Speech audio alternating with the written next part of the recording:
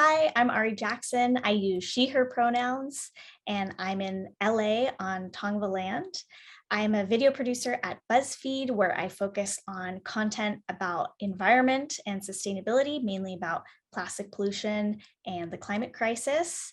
And I have the honor of being able to speak to some amazing panelists today who are using storytelling for good. And why don't we have Arielle kick us off? Sure.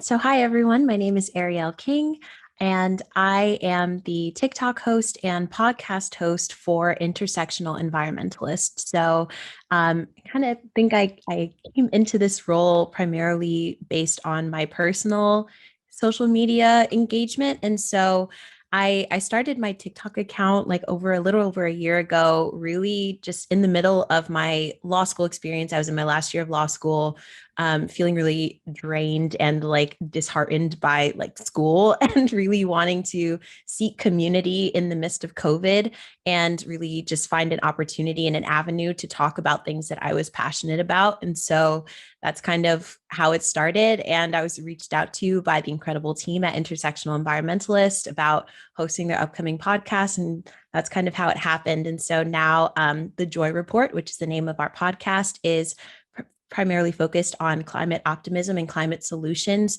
through the lens of intersectionality and environmental justice. So we talk all things climate, social, and environmental justice on the podcast, with the goal of keeping people informed and also figuring out opportunities for people to get engaged and involved in this movement. I'm a big fan of IE and have had the chance to make some videos with Leah Thomas. So that's been great. And I'm a fan of the Joy Report. I love how you guys frame it in a positive way, and we need more hope in the gloom and doom. So I appreciate you for that. What about you, Max?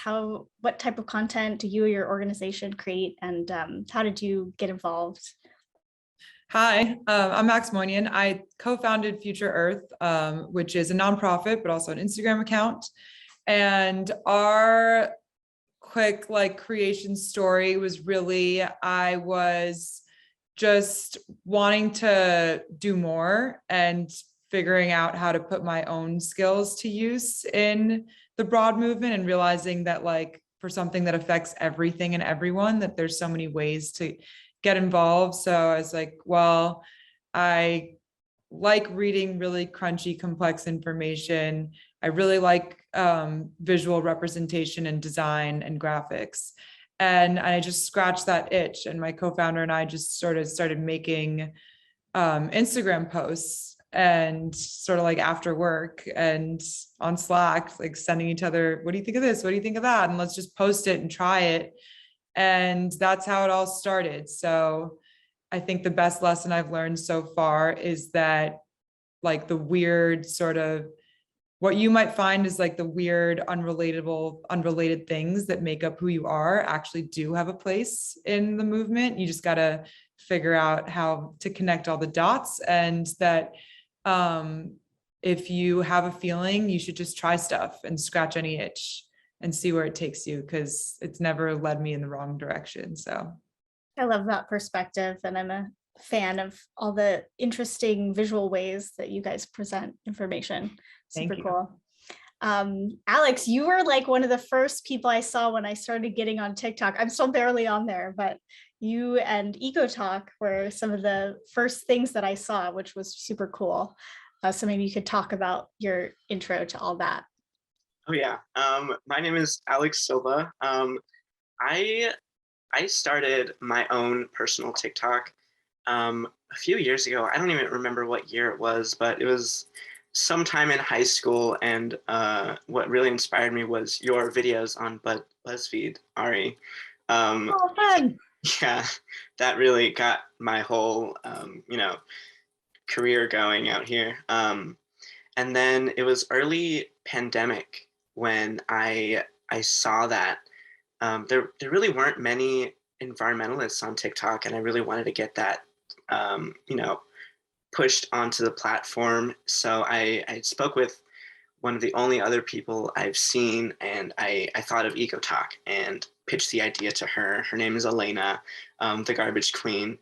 And with EcoTok, we really wanted to get an entire community of people just putting their own ideas, a diverse group of individuals, scientists, activists, students, to get their ideas out there and spread awareness of different issues like social justice, community and stuff like that.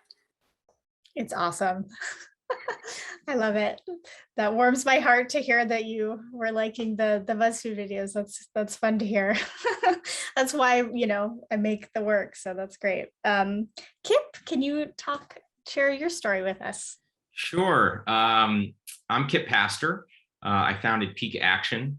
And I think there's been a lot of themes that I've been hearing from everyone about experimentation and inspiration and community. And I started my very first feature documentary right out of grad school. And I did that because I could. It didn't require the infrastructure or capital of doing a feature film. It was something that I learned and I grew and evolved along the way. And so at Pique, we're really sick and tired of hearing about doom and gloom around climate. It has not moved the needle. And so we're really focused on not showing polar bears floating out to sea or hurricanes ravaging shorelines. We are very excited to help everybody else change the conversation around climate to be focused on solutions and the things that we can do as the world at large, and then community size all the way down to individuals. And we like to say we're the opposite of doom scrolling. And that's something, we like to work with EcoTok folks. We like to work with people who are putting forth their own ideas, their own ways of telling their stories. We're not trying to create anything that conforms to a certain type of storytelling. And we want to connect on a number of levels. And ultimately, I think that social media is just such an excellent tool to experiment on and be inspired on and hopefully to mobilize. Love it. Amazing. Thank you all for sharing. Excited to have you all on here. So my next question is, what is one of your most favorite or memorable pieces that you've created or been a part of? And what platform was it on? And if that platform is your preferred one to make content on, and we can just kind of go in the same order that we did. And I'm happy to give a refresher, but basically, what's your favorite, most memorable piece of content you've made or been a part of, and what platform was it on? Great. I created a series on under-amplified voices in the environmental movement for Black History Month and Women's History Month. So all of February and March, just talking about individual people who have just provided tremendous contributions to this movement that don't get enough credit.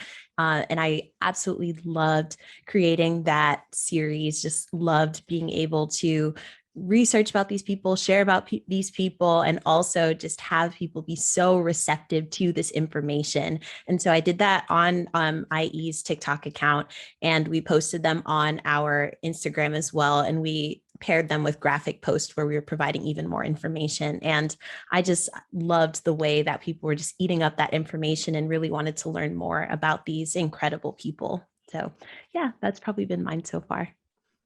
Amazing. Am I next?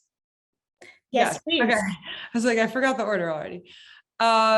So many things, but the first one that came to mind was like in deep COVID for Earth Day, when we were really all safely stuck at home. I was texting with Willow and Jake from Atmos Magazine, who are good friends who we met on the internet at first. So that's fun. And we were just like, what do we do? What do we do? And I just had this idea of getting this broad group of people that was my network all in one place. I'm like, how do we put like youth activists and scientists and journalists and celebrities all in one place? And so we just asked everyone to send a quick video of what their Earth Day kind of promise or resolution was, and compiled it into a video that really, it was so fun for me because it was a way to give people a chance to make that commitment. And then it was just like diverse across every spectrum. Like we had all different kinds of people, all kinds of professions, careers, and interests, and everything in commitments from I want to plant a vegetable garden to I want to take down the fossil fuel industry. And I think it was a nice way to show a broader audience that, like, you know, if you're following the idea that you can't be what you can't see, that everyone should be able to find a little bit of themselves and something in that. So that was a fun project with Atmos that I enjoyed working on. And it was on Instagram. Great.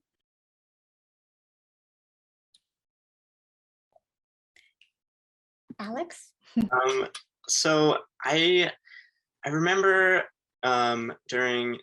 sometime during the beginning of EcoTok, I had created a video about the accessibility in the low waste movement, the environmental movement, and how we don't need to be perfect, and it needs to be more accessible to people who really want to spread awareness, but don't have the perfect cookie cutter environmental pantry or something like that. And a lot of people were really on board with that, and so I spoke more about that on EcoTalk and my own account, and I just wanted people to know that the best we can do is the best that we can get, and I really prefer TikTok because of the algorithm. TikTok's algorithm really helped blow up the video and get a lot of people to see it and agree with me and actually start caring more now that they realize, oh, I can be part of this movement. I love that. Yeah, such an important message that sustainability doesn't have to be perfect, and it never is anyway.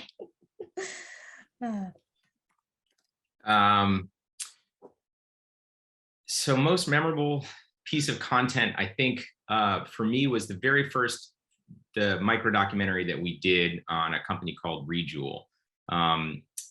It was in COVID, and I took a buddy, and we went and we did the whole film ourselves, which is great because it's the only one that I've actually been on set and done.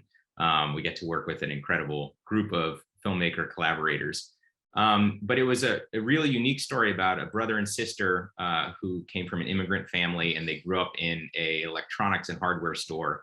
And from all of those experiences together, they are building a company that tests batteries to make batteries more efficient and be utilized, at end of life when there's 20% left and they're not going to be an EV. What do you use it for? And so that was a profound experience, and they're incredible people. And this film has also helped them hire. It's been brought up in interviews, and it helped them raise capital to continue to grow and to scale. And I know I'm not supposed to do this, but I'm going to. I have a second favorite piece that came to mind, which was Shayna is one of our full-time employees, and she had never made a TikTok before. And she has a really hilarious approach to life, and we were excited to get her to do one. And her very first one was very funny, and it was an introduction for us into TikTok as a platform. And to everything that Alex said, it's exactly right. The algorithm is really important. The community is more engaged than I've seen a community on a social media platform in a long time. And so it's something that we love to do and to make an experiment with. I got to get on TikTok more. This is the takeaway. Once you get on, you won't get off. Right now. Nice. So what is the underlying message or the core message that you would say you were trying to communicate and, get out there to the world with the content that you created? Like, basically, what have you been shouting from the mountaintops? And we can go in the same order. Sure. I think the main message, or one of the many messages that IE tries to relay through our social media, is just that everyone can and should get involved in this movement. And we should be centering and amplifying those who have been historically excluded from environmental protection, equal environmental enforcement. And then also just making sure that we are prioritizing and centering joy and art. in movement building, and just recognizing the importance and the role of those two aspects in everything that we are doing in order to create a better world and the world that we want to see. I love the focus on joy. Yeah, it's a great mind shift. Yeah. It's such a choice, like it's especially like in this work, like it's such an active and necessary choice to choose to be optimistic and joyful in the midst of all that's going on. Yeah, and to help battle the burnout, because it's easy to sink into the gloom and doom. Yeah. I'll start by just going off that trail, because I think Kip also started it, and I feel exactly the same way that we started the series Good News Tuesday on the platform. I started it more as a practice for myself because I was getting into a little bit of a dark place, and I was just like, well, every Tuesday I block my calendar for 2 hours. I was just going to spend it finding good stories about the planet, and then started sharing it like that. So it was a self act that turned into this series that it goes to show you really have to put the work in. It's not just like something you can just wake up and do, but that it's very rewarding and it works. So I love that emphasis on joy also. I feel very similarly to what you shared. So share just a little bit more of something different. Our tone, like I've had it on a Post-it, is friendly but serious. And I feel that a lot of like that you can't sit with us attitude really repels people from getting involved, fear of asking questions, that kind of thing. So that for us it's been like the tone has been really important. We just want to shout that if you block people out, if you talk at them, talk down to them, if you shame, that's never going to get us anywhere. And we need to really meet people where they're at, and be curious more than try to prove wrong, and have a lot of integrity for the information we're sharing, but at the same time, make it not too like white papery formal in a sense that people can't engage with it. +1 to all of that. Kind of bouncing off of all of that. I like to remind my audience, it's not too late to do something. And with that, I really try to remind people that it all starts where you are, building your community, letting your friends, your peers, your family know that there are things to be done within their own communities. I like to start small, and I think it works. Love that. Yeah, I love everything that's been said. I think we agree. The one of the insights that we have is that there is a lot of really smart people working on this problem in a lot of different ways.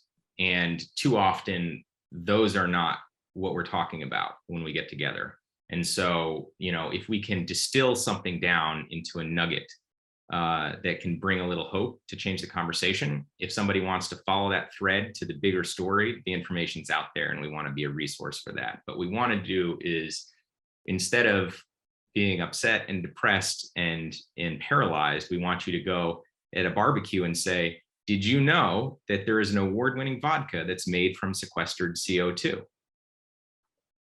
It isn't something that necessarily will move the needle, but maybe it can if it can be scaled appropriately and utilized in other ways. But it's something that can then say, well, what about this idea? What if we think about it from a different perspective? And so that's really what we want to do. We also really love puns. We go really hard on puns for the same idea of trying to have a little humor in our lives. And so I'd say that's what we try to focus on. I love that. So what type of content have you all noticed has created the most audience engagement and interaction? I think it varies. I think sometimes it's really hard to tell. I think one consistent theme I've noticed is when we at IE are thinking about and honoring Indigenous values and Indigenous relationships to land. So we just recently posted a podcast episode about Aboriginal land management practices in Australia and how they have been used to significantly reduce the amount of wildfires that Australia has been experiencing. So I've noticed, and another TikTok that I did about this incredible Indigenous activist a few months ago, just like went crazy with all of the engagement. So I think there's just sharing some of the things that we have to learn from cultures outside of the mainstream. I think always tends to do well on our platform. And that's really just what we try to continue to center, because those are the voices and the names that you won't see in your environmental textbooks. Like I did environmental studies in undergrad and I didn't learn about any people of color. And so I think it's really important to make sure that we are making sure that those voices and those names and those contributions are being like centered and prioritized as much as possible. And that tends to do well because of that lack that has existed so long in the environmental movement. Definitely. And I think IE is filling such an important space that has been it's been there, but not as amplified. So it's been exciting to see that. And that's why I think Leah's post like blew up and there was just a need for that. Yeah. We have never posted anything with the intention of like generating engagement. Like we're going to talk about this because that's going to get us likes. And it's been more fun to me to just try stuff, and it's Instagram, so you could just take it down and try again if the message didn't get across. Like one of the bigger challenges to me, fun challenges, has been trying to get people to care about heat pumps and electrifying their homes. It's been a challenge. I'm not happy about this necessarily, but for sure the most engagement will be on like disasters as they're happening, wildfires and just any climate related disasters, those kind of like sensationalist media shocks. And it gives me like a icky feeling in my stomach that turns out the way it does, or like oil spills also as well.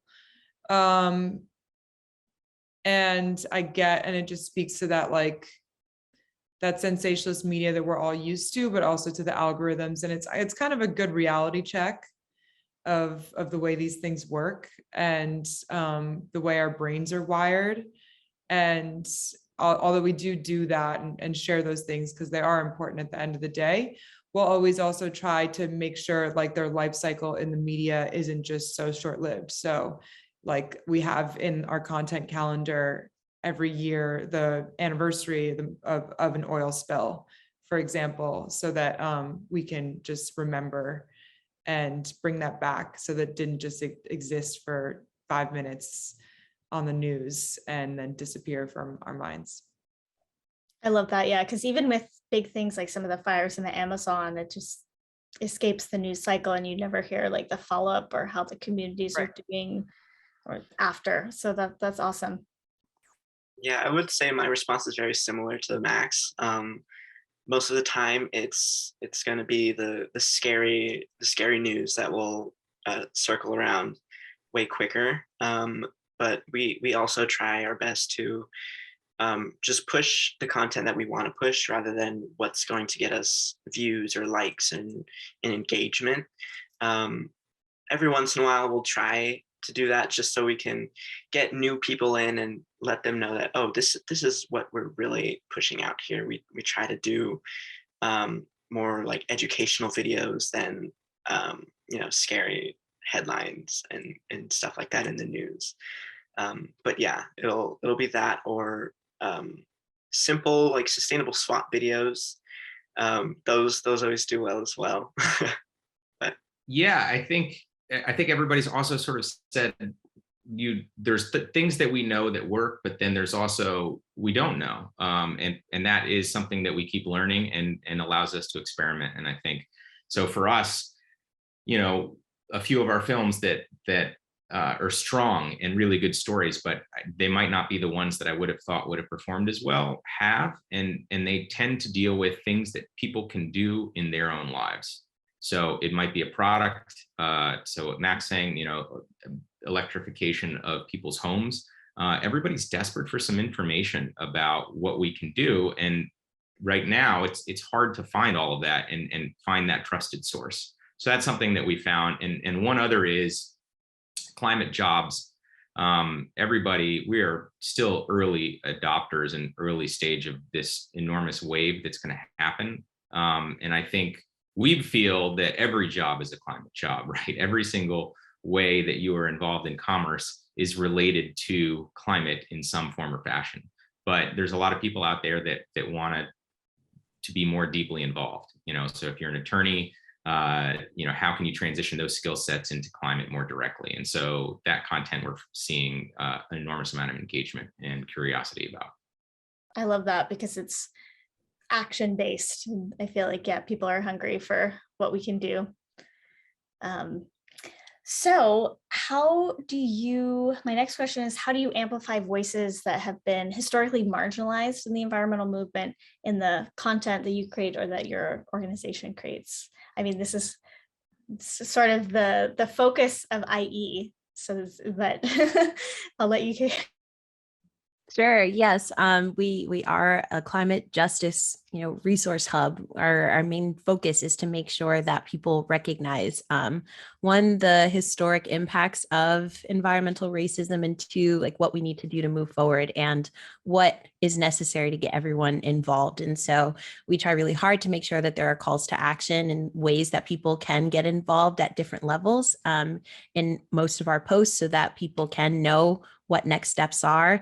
A lot of our work is kind of introductory, like this is a first step into learning about this topic of whatever the topic is. And then we try really hard to point to resources where people can learn more information and do their own inquiry. I feel like there tends to be a lot more investment on, a viewer or a person who's engaging with the contents end if they do a little bit of research on their own afterward. And so just making sure that we have proper channels and proper avenues for them to do that is really important to us. And that's in making sure that we have, and we're centering diverse voices, making sure that we are centering local organizations that are doing impactful work that probably maybe don't have the same type of or same size platform that we do. We do micro grants for small EJ and climate justice organizations. So there's just exactly like what you said, this is very much what we do, is trying to amplify the voices of those who have been marginalized and overlooked. Great. I feel like me and Arielle need to go have coffee because every time I'm thinking about what I'm going to say, I'm oh, she's saying exactly what I want to say.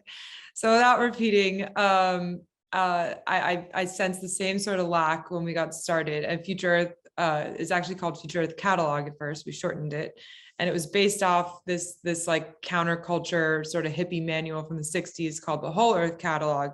That was basically just a resource for anyone that wanted to know something about something that wasn't mainstream. So it's now it's commonplace, but to look through this book now from 69, you can see like 50 pages just about composting or growing your own mushrooms or how to build vertical gardens and that kind of stuff. It really inspired me in the same way to think that there's all these people that don't want to get into the why, but they want to get into the how. And they just need help getting there. And that's the kind of person that I want to be there for.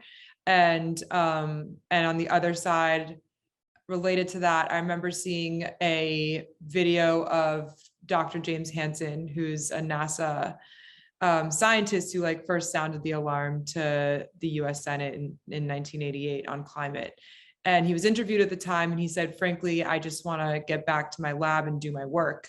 And since then, he's been arrested a dozen times for being a climate activist and didn't really get back to the lab, it seems. But it resonated with me because I saw that from climate scientists to frontline activists, these are people that are so busy doing their work that I don't want them to spend necessarily all their time trying to figure out how to make content and get followers on Instagram. So as much as we can be a resource for people like that to share their work, to share their message, that's kind of my happy place with Future Earth.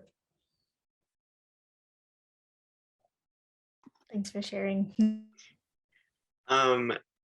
With EcoTalk, I always try to relate to the audience. Let them know I'm here. I am a person. Sometimes it doesn't really feel like that the people we're watching are actually there. I try to like engage with them and have conversations almost with the screen, but with the audience. I always talk about the people side of the climate movement rather than just the plants and animals, which we know are very important. Biodiversity is important, but I love to talk about community. I feel like I'm always repeating myself with that, but I want people to know that there are people to care about. There are communities that that really need their voices amplified, if that makes any sense. Definitely.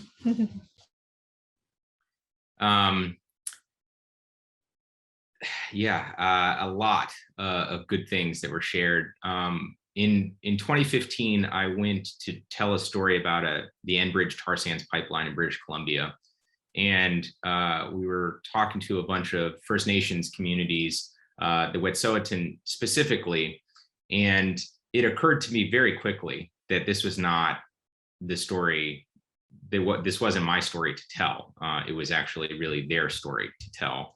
And what we needed to do was actually get them the resources and the support in order to tell that story. And I think at Pique, we focus a lot on partnerships and collaborations and team building to help those storytellers and every storyteller to share that story.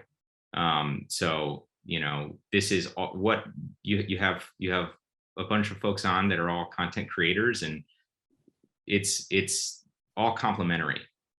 What everyone is doing, it's not a competitive environment. It's let's let everybody has a voice and every story needs to be told. So how can we empower that for folks to do it? Love that.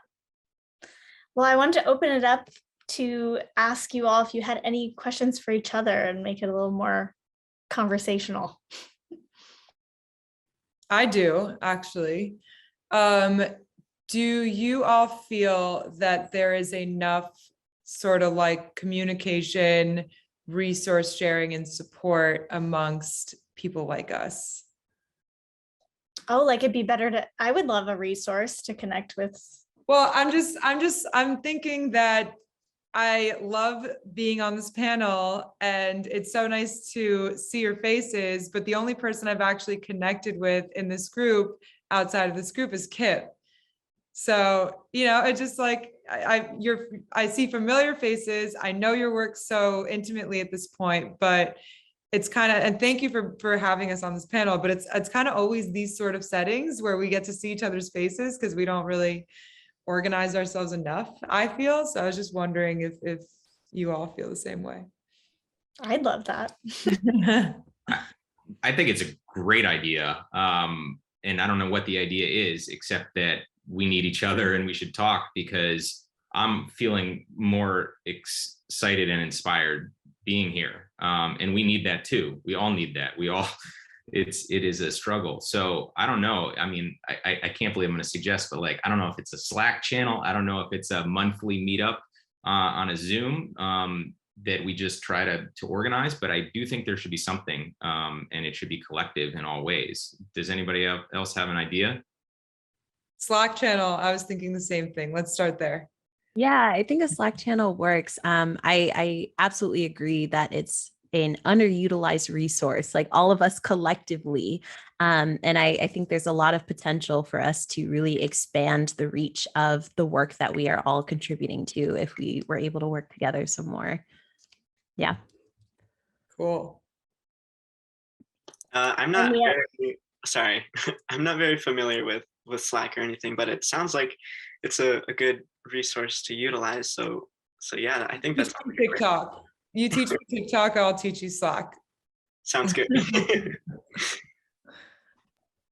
Well, I feel like EcoTok is such a great model of exactly what you're describing, Max. I feel like just having so many people from different sectors and different, industries really talking about issues from their own point of view, and really making it accessible and like sharing those ideas on one singular platform is like, I think that's kind of the model, yeah, it's really beautiful.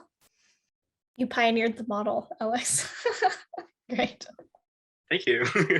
Yeah, it is amazing. I have a question. And I think this is for everybody. I would love to know how you think about how content can transcend into action. So beyond the engagement statistics that we have access to at the back of the apps. I have like an anecdote about seeing content transcend into action. I'll start there. We shared, Steph and I, my co-founder, got trained with Al Gore's Climate Reality Project, which is a free 3-day. Now they do them online. I think they're starting to do them in person again, actually. 3-day sort of crash course of I'm forgetting the name of his movie. Inconvenient Truth. Inconvenient Truth. Thank you.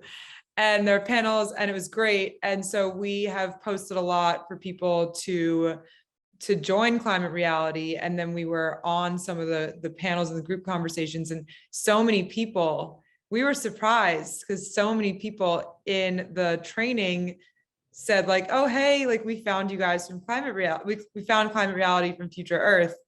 And that just warmed my heart to see that sort of follow through, because sometimes I have some mean people that I've shut out that tell me that like, oh, things like this is just virtue signaling. You're just posting stuff on Instagram so that someone else can repost it and feel cool and involved and like they're doing something. And I hear that, and there's definitely some truth to that. Like I can think critically and accept the truth in that, but then seeing the flip side also exists just makes me remember that there is concrete action that comes out of the digital space. There definitely is concrete action. And I think as the world is reopening again, I think we're going to see a lot more of platforms that grew up in this COVID age doing more actionable in-person events. And so I'm just really looking forward to that. Like we at IE, we just hosted our first Earth session in New York City last month. And that was an opportunity for us to come together and have like local organizations that are doing environmental work and artists. And there were just a bunch of different performers. And it was just this really intimate setting where people could, spread joy, spread, all of this good energy, and also really talk about climate solutions and how we intend to move forward. I want to come. Yeah, we're going to have more. So you should definitely come. Yes. Me too.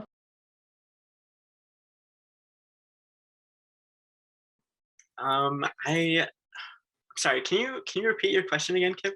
Yeah, I mean, I'm asking the question of from content to action. How do we connect the dots? And also in a somewhat measurable way. Ultimately, I think we'll know if we're affecting change, but just in how you think about that, sort of your theory of change, I guess. The way that I've done it with my own personal account, I know I'm here like representing EcoTok, but with my own platform, I kind of show people how I do it. I'll talk about like say a community garden and like getting stuff like that going. I know my audience is mainly the younger generation, so they can't really like go to these like huge protests, and that can be very dangerous for some of them. But I try to talk about ways to go about that, and I show how I've done it through like petitioning and like talking to people that they know, and making connections with professors or teachers and stuff like that. Awesome. Well, thank you all so much for chatting with me. I'm looking forward to the Slack channel. And yeah, thank you so much. It's great to see all of your faces digitally and meet you. Hopefully we'll get to meet in person at some point. But everyone, please check out all of the different organizations and accounts of people represented today. They're all great. And thank you. I'll pass it off to Carly Lynn from Meta to talk about their sustainability goals, as well as give us some tips and tricks on how to make engaging Instagram reels.